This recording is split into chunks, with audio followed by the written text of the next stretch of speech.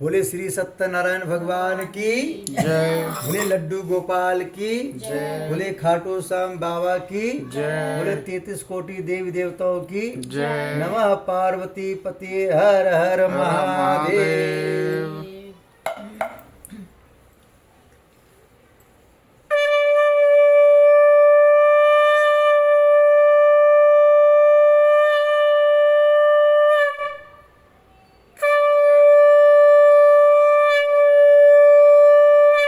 बोलो श्री सत्यनारायण भगवान की जय। बोलो लड्डू गोपाल की जय। 33 कोटि देवी देवताओं की जय। नमः पार्वती पति हर हर महादेव।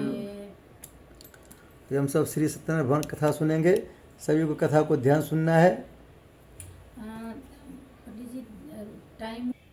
भजमन नारायण नारायण श्रीमन नारायण नारायण नारायण सत्य नारायण नारायण भजमन नारायण नारायण नारायण लक्ष्मी नारायण नारायण भजमन नारायण नारायण नारायण श्रीमन नारायण नारायण भजमन नारायण नारायण नारायण हरि ओम नारायण नारायण श्रीमन नारायण नारायण नारायण।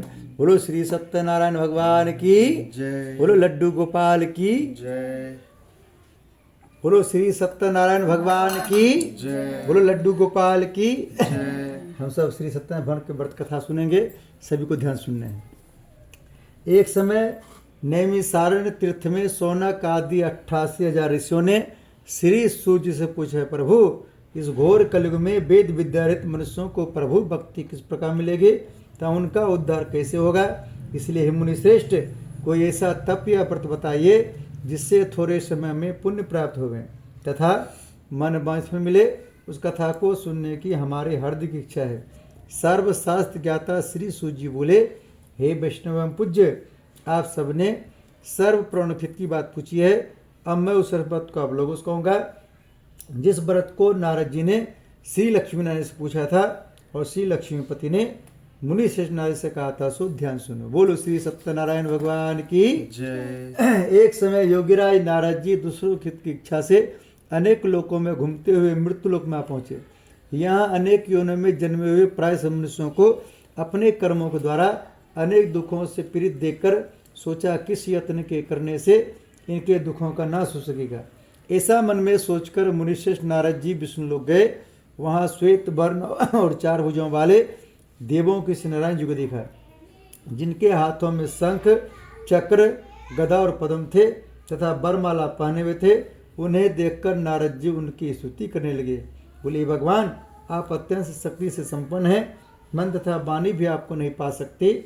आपका आदि मध्य और अंत नहीं, निर्गुण स्वरूप सृष्टि के कारणभूत व भक्तों को दुख नष्ट करने वाले हो। आपको मेरा नमस्कार है।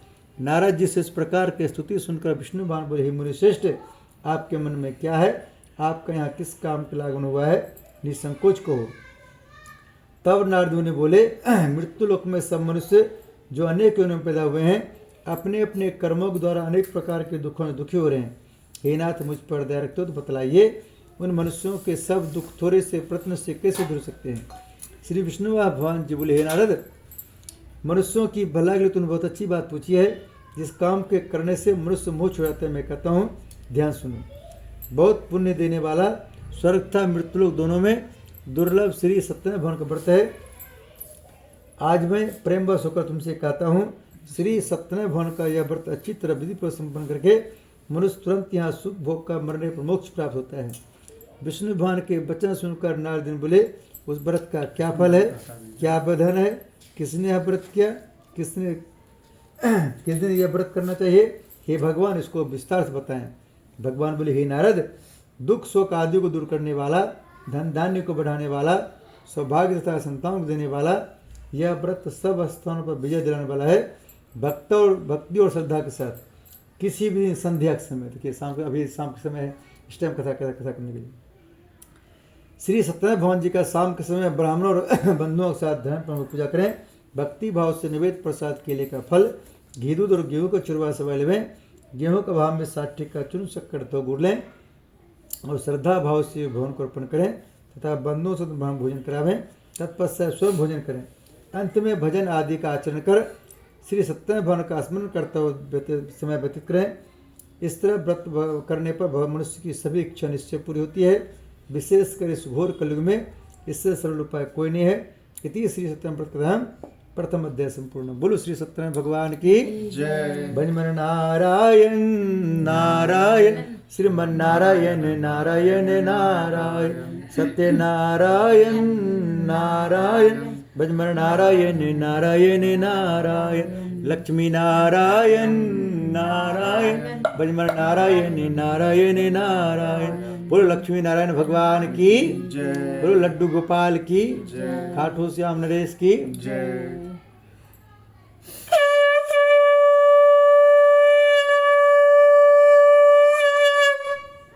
बोले विष्णु भगवान की जय। हम सब दूसरा अध्याय सुनेंगे। सूत जी बोले हे ऋषियों, जिन्होंने सबसे पहले व्रत को किया था उसका इतिहास कहता हूँ, ध्यान श्रवण करो। सुंदर काशी पूरी नगरी में एक अत्यंत गरीब ब्राह्मण रहता था। वह भूख और प्यास से विचलित पृथ्वी पर घूमता था। ब्राह्मणों से प्रेम भाव रखने वाले श्री भगवान ने ब्राह्मण को दुखी देखकर एक बूढ़े ब्राह्मण को धारण किया और उसके पास जाकर आदर के साथ पूछा, विप्र, आप अत्यंत दुखी होकर पृथ्वी पर क्यों घूमते हैं? हे श्रेष्ठ ब्राह्मण, इस मुझसे कहो, मैं सुनना चाहता हूँ। ब्राह्मण बोला, मैं एक निर्धन गरीब ब्राह्मण हूँ, भिक्षा के लिए पृथ्वी पर फिरता हूँ। हे भगवान, यदि आप इससे छुटकारा पाने को उपाय जानते हैं तो कृपा करके हमें बताएं।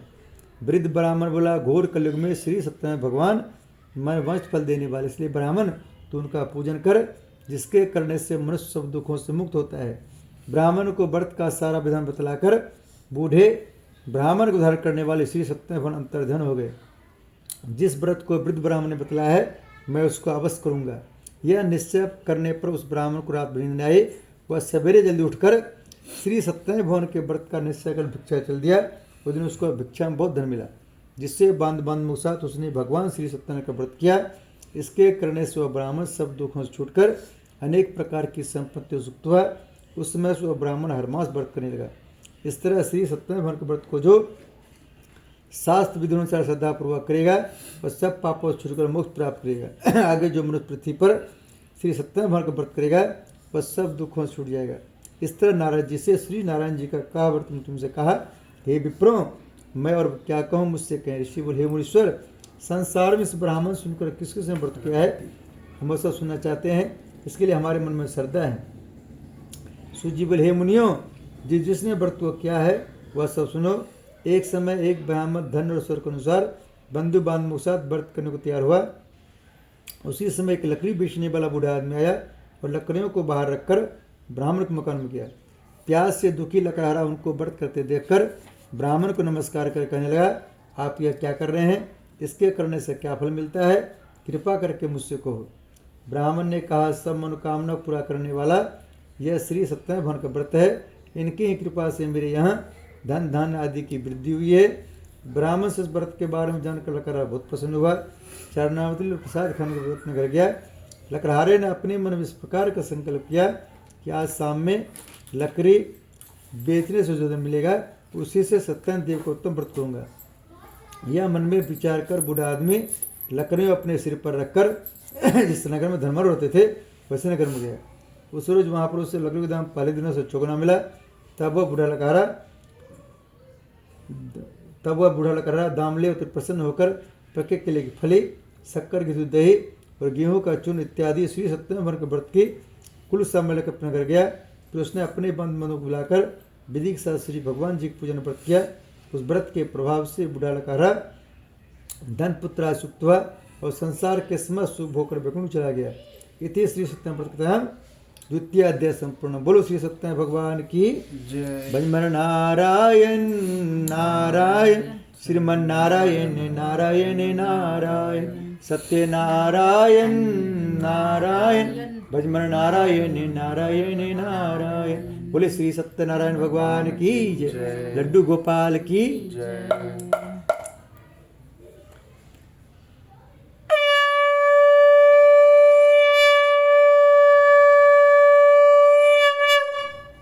बोले श्री सत्यनारायण भगवान की। जय। हम सब सुनेंगे तीसरा अध्याय। धूप का है उसी हो गया धूपतिया बाद में जला लेंगे अब। अब नहीं हाँ, इसमें परफ्यूम ज़्यादा डला हुआ है, सरदर्द करने लगेगा इससे। ठीक ठीक हाँ। सूत जी बोले से अब तीसरा अध्याय सुनेंगे। सूत जी बोले हे श्रेष्ठ मुनियों, अब आगे कथा कहता हूँ, ध्यान सुनो। बहुत समय पहले उल्का मुख नाम का एक बुद्धिमान राजा था। वह सत्य भक्त और जितेंद्र था। प्रतिदिन देवस्थान पर जाता था, गरीबों को धन देकर उनके कष्ट को दूर करता था। उसकी पत्नी कमल के समान मुख वाली सती साध्वी थी। भद्रशिला नदी के तट पर उन दोनों ने श्री सत्यनारायण भगवान का व्रत किया। उसमें वहाँ एक साधु नामक वैश्य आया। उसके पास व्यापार के लिए बहुत धन था। वह नाव को किनारे पर ठहरा राजा के पास आ गया। राजा को व्रत करते हुए देखकर विनय से पूछने लगे, हे राजन, भक्ति उचित से आप यह क्या कर रहे हैं? मेरी सुनने की इच्छा है, सो मुझे बताएं। राजा बोले, साधु, अपने बंधु बांधवों के साथ पुत्र आदि की प्राप्ति के लिए यह महाशक्तिवान श्री सत्यनारायण भगवान का व्रत पूजन कर रहा हूँ। राजा के वचन सुनकर साधु आदर से बोले, हे राजन, मुझसे इसका संविधान कहो, मैं भी आपके कथनानुसार व्रत करूँगा। मेरे भी कोई संतान नहीं है और इससे निश्चय होगी। राजा से सब विधान सुन व्यापार से निवृत्त हो वह आनंद के साथ अपने घर गया। साधु वैश्य ने अपनी स्त्री से संतान देने वाले व्रत का समाचार सुनाया और प्रण किया कि जब मेरे संतान होगी तब मैं व्रत करूँगा। साधु ने ऐसे वचन अपनी स्त्री लीलावती से कहे। बोले, लीलावती महारानी की जय। एक दिन उसकी स्त्री लीलावती पति के साथ आनंदित हो संसारी धन प्रवृत्त होकर श्री सत्यनारायण भगवान की कृपा से गर्भवती हो गए। 10वें महीने उसका सुंदर कन्या जन्म हुआ। दिनों दिन इस तरह बढ़ने लगे जैसे शुक्ल पक्ष का चुनाव बढ़ता है। कन्या का नाम कलावती रखा गया। बोले, कलावती महारानी की जय। तब लीलावती ने मीठे शब्दों में अपने पति से कहा, जो अपने संकल्प किया था कि भगवान व्रत करूंगा, उसे आप पूरा करिए। साधु बोले, प्रिय, इसके विवाह पर अवश्य करूंगा। इस प्रकार अपनी पत्नी को आश्वासन दे वह नगर को व्यापार करने चला गया। धीरे धीरे कलावती पुत्र के मुद्दों बढ़ने लगे। लौटने पर साधु ने जब रघु में सखियों के साथ अपने पुत्र खेलते देखा तो तुरंत दूध कहा, पुत्री के बाद से कोई सुयोग व्रत को देख के लाओ। साधु नमक वैश्य की आज्ञा पाकर पंचनगर पहुंचा और वहां पर बड़ी खोज और देखभाल कर लड़की के लिए सुयोग बने पुत्रों को ले आया। उस सुयोग लड़के को देखकर साधु ने अपने बंधु से प्रसन्नचित होकर अपनी पुत्री का विवाह कर दिया, किंतु दुर्भाग्य से विवाह के समय भी व्रत करना भूल गया। तब श्री भगवान क्रोधों ने वैश्य को श्राप दिया कि तुम्हें दारू दुख प्राप्त होगा। अपने कार्य में कुशल साधु बन्या जमाता से नाव को लेकर व्यापार करने के लिए समुद्र के समीप स्थित रत्न नगर में गया। वहाँ पर दोनों ससुर जमाई राजा चंद्रकेतु को उस नगर में व्यापार करने लगे। एक रोज भगवान श्री सत्यनारायण की माया से प्रेरित कोई चोर राजा का धन चुरा कर भागा जा रहा था, किंतु राजा के दूतों आता देखकर चोर ने घबरा कर भागते हुए राजा के धन को वहीं चुपचाप रख दिया जहाँ ससुर जमाई ठहरे हुए थे। जब दूतों ने साधु वैश्य के पास राजा के धन को रखा देखा, दोनों को बांध के ले गए। वो प्रसन्नता से दौड़ते रहे समझा कर बोले, यह दो चोर हम पकड़ कर लाए हैं, लेकर आज्ञा दें। तब राजा ने बिना उनके बात सुने ही आज्ञा दोनों को कठिन करार डाल दिया। उनका सब धन भी छीन लिया। श्री सत्यनारायण भगवान के श्राप अपनी पत्नी भी घर पर बहुत दुखी हुई। तो घर पर जो धन रखा था चोर चुरा कर ले गए। सारे को वह मानसिक पीड़ा तथा भूख पर दुखी तो अन्न की चिंता करने एक ब्राह्मण कर गई। वह उसने श्री सत्यनारायण भगवान का व्रत देखा, फिर कथा सुनी तथा प्रसाद ग्रहण को रात ग्रहाई। माता ने कलावती से पुत्री तो तक कहाँ थी, तेरे मन में क्या है? कलावती बोली, हे माता, मैंने एक ब्राह्मण घर श्री सत्यनारायण भगवान का व्रत देखा है। कन्या का बच्चन सुनकर लीलावती भगवान का पूजन तय कर लिए। लीलावती ने परिवार और बंधुओं से श्री सत्यनारायण भगवान जी का विधिपूर्वक पूजन किया और वर मांगा, मेरी पुत्री और दामाद शीघ्र आ जावे, साथ ही प्रार्थना की हम सबका अपराध क्षमा करो। श्री सत्यनारायण भगवान इस व्रत से संतुष्ट हो गए और राजा चंद्रकेतु को स्वप्न दर्शन देकर कहा, हे राजन, जिन दोनों वैश्यों को तुमने कैद कर रखा है वे निर्दोष हैं, उन्हें प्रार्थना छोड़ दो। उनका सब धन जो तुमने ग्रहण किया है दे दो, नहीं तो तेरा धन राजपुत्र सब नष्ट कर दूंगा। राजा से वचन ऐसे वचन कहकर भगवान अंतर्ध्यान हो गए। प्रातः काल राजा चंद्रकेतु ने सभा में अपना स्वप्न सुनाया और सैनिकों को आज्ञा दी कि दोनों बने पुत्रों को कैसे मुक्त कर सभा में लाया जाए। दोनों ने आते राजा को नमस्कार किया। राजा मीठे बान अपनी गलती क्षमा मांगी और उनसे कोमल वाणी में बोला, माँ बाबों, भाग्यवश आप लोगों को ऐसा कर्म प्राप्त हुआ है, आपको कोई भय नहीं।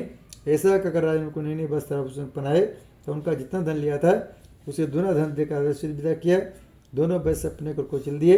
इति श्री सत्यनारायण तृतीय अध्याय संपूर्ण। बोलो श्री सत्यनारायण भगवान की जय। भजमन नारायण नारायण श्रीमन नारायण नारायण नारायण सत्य नारायण नारायण भज मन नारायण नारायण नारायण। बोले श्री सत्यनारायण भगवान की जय बोले लड्डू गोपाल की जय भज मन नारायण नारायण श्रीमन नारायण नारायण नारायण सत्य नारायण नारायण भज मन नारायण नारायण नारायण। बोलो श्री सत्यनारायण भगवान की जय। बोलो लड्डू गोपाल की जय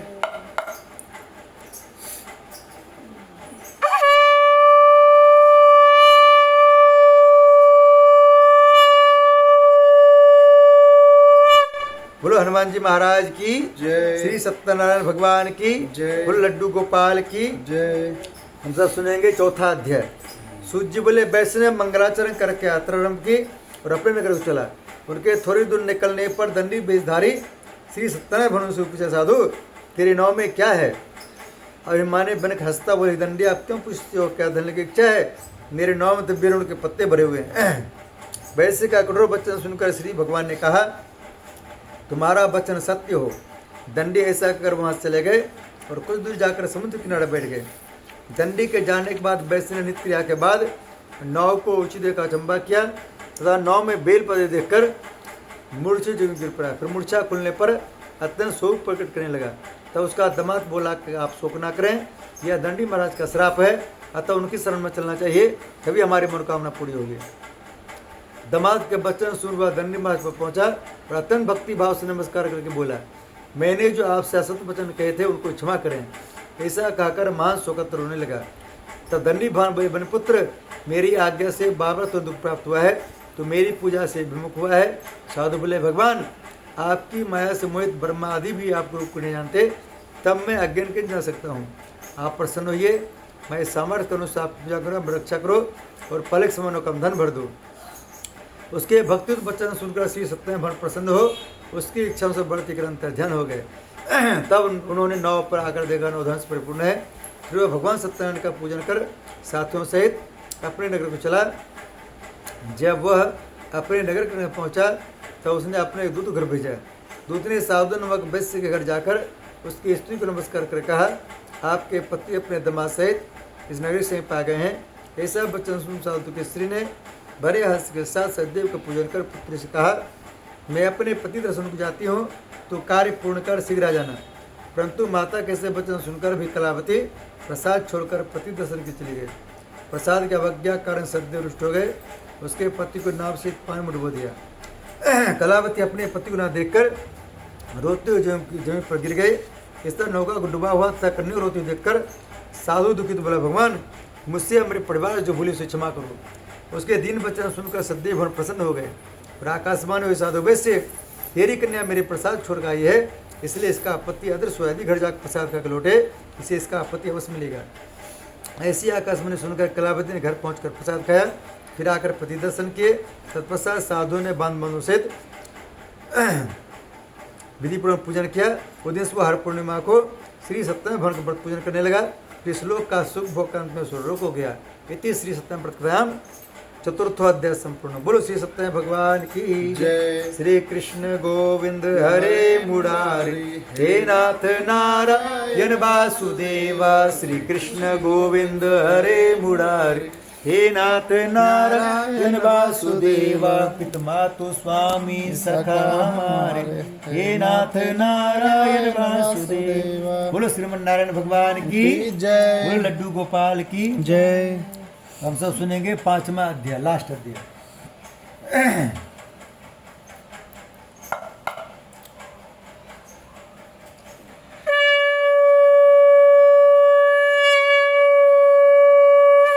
बोलो श्री सत्यनारायण भगवान की जय। सूर्य बोले, हे ऋषियों मैं और भी कथा कहता हूँ, ध्यान सुनो। प्रजा पालन में लीन तुंगध्वज नाम के राजा था। उसने भगवान का प्रसाद त्याग कर बहुत दुख पाया। एक समय राजा वन में जाकर वन पशुओं को मारकर बर के पेड़ के नीचे आया। वहाँ उसने ग्वालों को भक्ति भाव से बांधों से श्री सत्यनारायण भगवान की पूजा करते देखा। परंतु राजा देखकर वे अभिमान वश नहीं गया, न सदैव भगवान को नमस्कार किया। जब ग्वालों ने भगवान प्रसाद उसके सामने रखा तो प्रसाद को त्याग कर अपने सुंदर को चला। वहाँ उसने अपना सब कुछ नष्ट हुआ पाया। वह जान गया कि सब भगवान सदैव में क्या है। तब वह विश्वास कर उसके स्थान पर वापस आया और विधि पूर्ण पूजन कर प्रसाद खाया। तो श्री सत्यनारायण भगवान की कृपा से पहले ऐसा हो गया और अंत में दीर्घ काल तक शुभ होकर मरने पर स्वर्लोक हो गया। बोलो श्री सत्यनारायण भगवान की। जय। जो मनुष्य इस परम दुर्लभ व्रत को करेगा भगवान की कृपा उससे धनधान्य की प्राप्ति होगी। निर्धन धनी और बंदी बंधन से मुक्त होकर निर्वाह हो जाता है। संतान न को संतान प्राप्त होती है तथा सब मनोरथ पूर्ण होकर अंतिम वैकुंठ धाम को जाता है। जिन्होंने पहले इस व्रत को किया अब उनके दूसरे कथा कहता हूँ। वृद्ध सदानंद ब्राह्मण ने सुदामा के रूप में जन्म लेकर मोक्ष पाया। उनका मुख नाम का राधा सद होकर वैकुंठ प्राप्त हुआ। साधु नाम का वैश्य ने धर्मात्मा और सर्वप्रत्येक राजा महोदय बनकर अपने पुत्र को आर्य कर मोक्ष प्राप्त किया। महाराज तुंगध्वज ने स्वयं भूमि में होकर भगवान भक्ति कर्म कर मोक्ष प्राप्त किया। लकहरा भील अपने अगले जन्म में गौन के साथ राज हुआ। इसने भगवान राम के चरणों की सेवा कर मोक्ष प्राप्त किया। इति श्री सत्यनारायण संपूर्ण। बोले श्री सत्यनारायण भगवान की जय। श्रीमन नारायण नारायण श्रीमन नारायण नारायण नारायण सत्यनारायण नारायण भजमन नारायण नारायण नारायण लक्ष्मी नारायण नारायण भजमन नारायण नारायण नारायण। बोलो श्री सत्यनारायण भगवान की जय। बोलो लड्डू गोपाल की। जय। आज का कथा पूर्ण हो गया। हम सब हवन करेंगे।